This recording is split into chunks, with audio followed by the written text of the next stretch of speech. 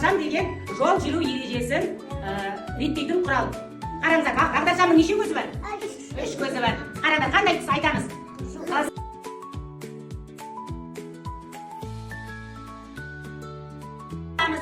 Енді мынау не қараңыздар, мынау жаяу жүргінші жолы. Балалар қараңыздар, машиналар жүріп келе жатыр, да? Машиналар жүріп келе жатыр. Бағдаршамның қызылы жанды не істейміз балалар? Тоқтаймыз, тұрамыз, тоқтаймыз, жарайсыңдар, күтеміз, айналамызға қараймыз. Балалар сары жанып жатыр, қараңдар, бағдаршамның. Сары жанғанда не істейміз? Дайындаламыз, жарайсыңдар, машиналарымызды қыздырып, дайындалып тұрамыз. Ал жасыл жанды не істейміз? Жүреміз, айдаймыз машинаны, жарайсыңдар балалар. Түсініңіздер ме балалар? Жасыл жанғанда жүреміз.